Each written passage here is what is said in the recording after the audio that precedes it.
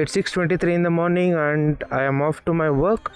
It's as usual in the winters, like cold mornings, but I can't see mist today, so I think it's a bit warmer than before, which means I'll not be freezing today.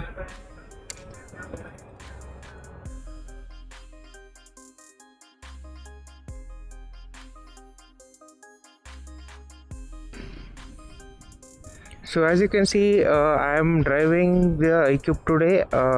My ride is iQube, and it is, as you know, it's an electric vehicle, and you might even know that it has a regen function in this, but I'm not. It's not active yet because 1 second, he was honking. Okay, it's not active yet. I think this bus will stop now because this is a bus stop again. Let me overtake this guy. So as you can see, the regen is not working right now. It's not active, I can say. The thing is, when the vehicle is above something like 80% or 83% something, I don't know actual parameters, but it's when it's above some percentage, the regen doesn't work, because I don't know why. Maybe they have programmed it like that, but it doesn't work. As you can see now, it's not working, but if you just keep watching my video, you can see that it starts working at some point. Do comment below when you see when it starts working, so that even it will be easy for me to explain in the next videos. So this guy has forgotten to turn off his indicators, as you can see, and there's a driving car which is trying to come on the road, and I have to keep a safe distance because it's a learner there. I don't want to panic him.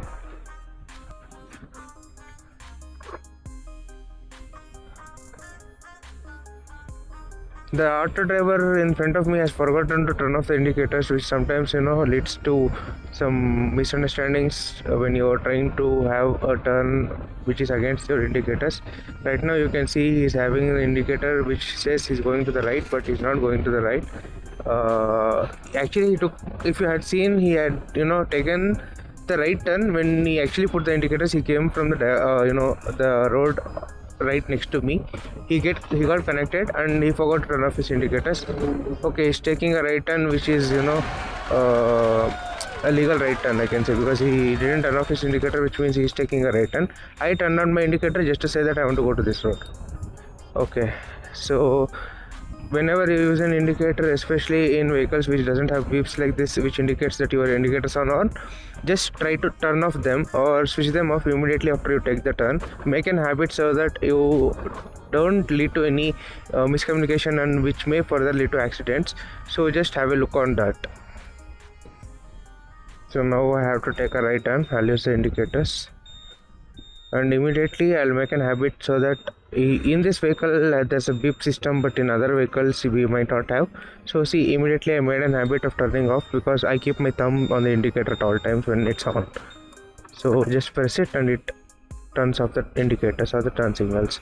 So make it a habit to turn the indicators off immediately after you take a turn, and it will help you in future. So if you are driving a vehicle which is old and which doesn't have a beep system, or a car, it's even in car I've seen many people try to forget, because maybe those tick sound which comes in the car when they turn on the indicator doesn't work, or something like it can't be heard because of the external noises in the cabin.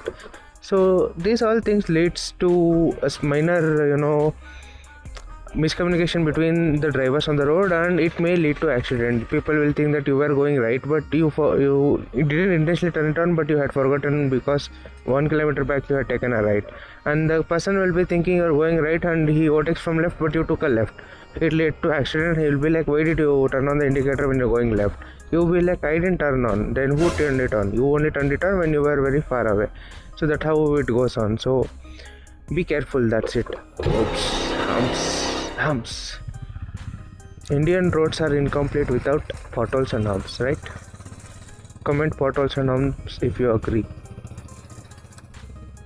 High beams, early morning, high beams, 8 high beams. Another hump, as we spoke, humps and potholes. Yeah, so humps and potholes. What are humps and potholes? So I'm not taking a lecture here, so I won't be explaining what are humps and potholes, because you already know what are humps and potholes. But let us discuss how badly it impacts our vehicles and our body also. many times if you have seen potholes arrive in center of nowhere, like it's a good road, suddenly there's a pothole. They may cause many accidents because if you take, it's a dark night and you're driving in some vehicle like a two-wheeler for example, like me, and my headlights are not so powerful to detect that potholes, and I'm driving in a good speed at something like 60-70. Suddenly a pothole came. What happens is the front wheel sinks into the pothole and I may trip, or I may backflip and I fall down. So many people, when they fall down like that, they break their neck, they die instantly, they take serious injuries on their head and some brain clots. All the things happen. One second, let me take this turn carefully. So these are what how the potholes are impacting on your body. What about your gadi, which means your scooter or your vehicle or your bike or your car or your truck, whatever. So the potholes, what they do is they are dangerous for your shock absorbers. What they do, they spoil your shock absorbers and they tear them apart, they reduce the strength, they reduce the life, etc, etc, etc. When you're driving in a high speed in a car in the same road in a pothole with the same intensity of the light, which you can't detect the pothole, you're going in 100 km per hour, for example, because it's a car, you shifted from bike to car, you're going in a great speed and it's an empty road, no street lights, nothing. You're going, suddenly you hit a pothole. What happens is, sometimes if your vehicle is strong enough, nothing happens to the wheels, but your shocks get affected and other parts inside get affected. Sometimes I've seen, I don't want to name the cars, but I've seen the rims get bent. It's not like only those particular car, it depends on the speed, situation, weight you're carrying, everything else.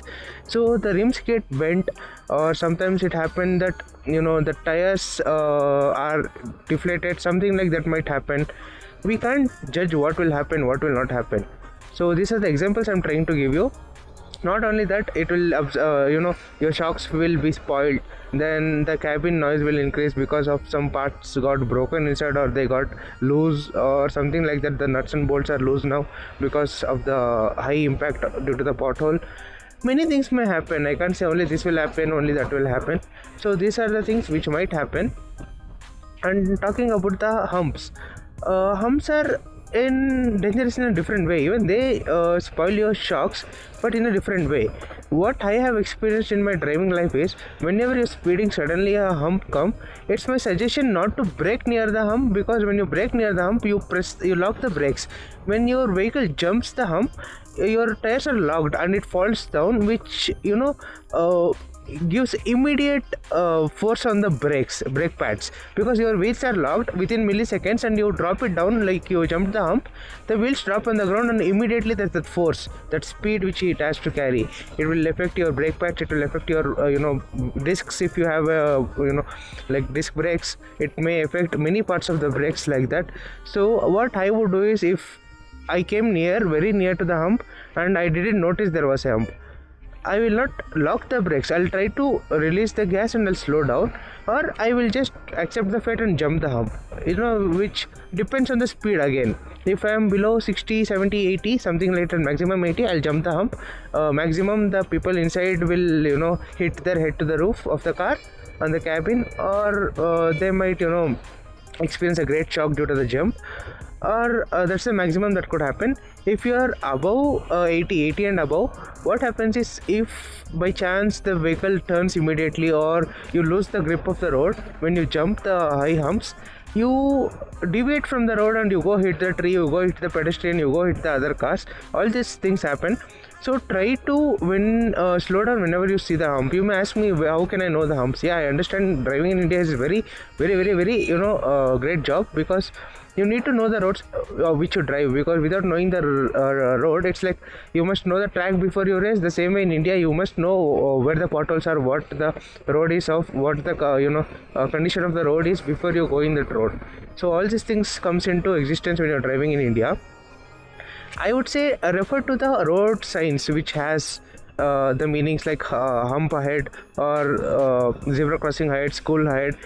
Just keep yourself in an authority place where the traffic authority, where you are the traffic authority, and where would you place the signs You may place it near the hospitals to slow down the fast moving vehicles. You may place it at bus stops, near the bus stops, or something like a heavily crowded places, school zones. Try to slow down when those zones approaches, so that you know if it's there also it's okay, if it's not there also it's okay. Humps doesn't matter, but you slow down. You didn't cause harm to anybody, nor the humps, if they were there, it didn't cause any harm to your vehicle or your body. So this is how you be careful and drive on the roads which is filled with humps of height of mountains, I can say, not literally but sarcastically, yeah. So this is the tips I can give you. If you have any other tips or any other suggestions and your daily experience, it's not about you have researched something, it's your experience, because you may be driving more than me, you may be driving kilometers every day, you might have more experience than what I'm speaking about. You also comment your opinions and your whatever you have learned in this many days of riding on Indian roads, and it may help other viewers or other comment readers who wants to start learn driving or who wants to drive safer, I can say. So it will be helpful to them. So do comment below. Okay, this guy is gonna take a right. I will indicate the auto telling that I'll go front, and I'll just go. Yeah, I just raised my hand and pointed towards the front road telling that I'm going this way, so it slowed down. The communication is the key to everything, right? Even if it's a relationship, a friendship, or even if it's a work environment, institution, educational institution, communication is always the key. How you communicate is how you get answered or how you get treated. So try to communicate even on the roads. You may ask me, how do I communicate? Stop that auto guy and tell like, bro, I want to go like this, you want to go like this, you go like this, you go like that. No, nothing like that. You just use your indicators. Why have they invented indicators, high beams, low beams? They are for some specific reason. I have seen people using high beams just like this, flashing that, telling that I'm coming. They have their own communication. In India, you don't know what it is for, so you need to understand every language and try to guess them. You can't fully learn those languages. You need to guess every day. A guy's language of indicating may be different from another guy's language. So I use hazardous light whenever I need to emergency brake. For example, sometimes I go beyond 70 and reach 80 something, 82, 85 like that on IQ. At that time I use my hazardous light. For example, suddenly I'm in 80 speed, suddenly there's a hump ahead. There are cars behind me because I'm in 80 speed, they are also cruising in 80. I may brake suddenly, but they might not, they might hit me. I use the hazardous light telling that, bro, slow down, some problem ahead. That's the way of me using the hazardous lights and communicating with others. Let me cross the signal real quick, nobody's there. So that's the way. And indicators also, few people when they're on the highway, when they stick to the lane, like the lorries when they're in the right lane, few people use the right indicator to tell that I am in the right lane, you can go. Few truck drivers or any other drivers use the left indicator to tell them to go in the left lane, that they'll stick onto that lane. So to the new drivers it may be confusing of what he's telling. Just analyze the situation. If he's using the left indicator, wait for a second, use the pass telling that I want to go, ask the permission till you get the acknowledgement. If he slows down, or sometimes if the co-driver sitting in the left side waves his hands like you can go, just overtake him. That's how you understand and learn the languages and the sign languages and the hand signals of the drivers on the road. It's all about how you understand them, how you learn them, how you try to acknowledge them also, because it's when you are accepting any signals from them, it's very important for you to signal them what you're gonna do next. It's not like nobody's gonna know my next move. No, if they're not gonna know your next move, maybe you are dead or they're dead. You may cause a big accident. So that is not how it is. You have to communicate to everyone around you on the road.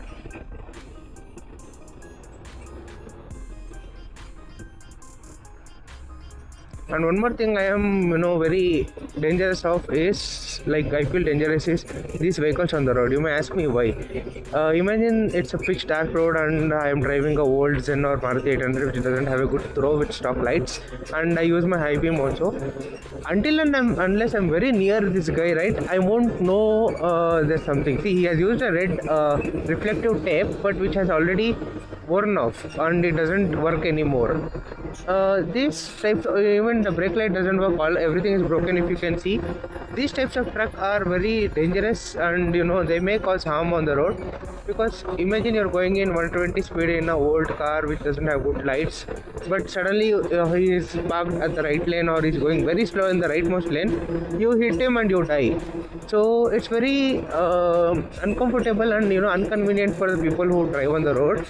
So try to communicate everybody that guy was gonna die if I was in the extreme left near the bus. Thank you guys for staying till the end of the video. Hope you liked the video. Please press the like button and share this video with your friends, and also subscribe to my channel to not miss any other videos at the time when I post, and you can immediately access them and view them. I'll be coming up with more good contents, and I promise to stay consistent at YouTube videos, but you people have to motivate me by giving me a love by pressing the bell icons or subscribe button and the like button. Also comment your opinions, your views, and share your knowledge with others. It's not about who is right, who is wrong. It's all about learning. You may have learned in a different way, I may have learned it in a different way, but when we exchange our thoughts, we both gain knowledge. That is what it is. Okay, let me go. Actually, the truck driver there, he used his hand signal telling that I'll go to the right, but he slowed down, so I came off. Okay guys, then see you in the next video. Bye.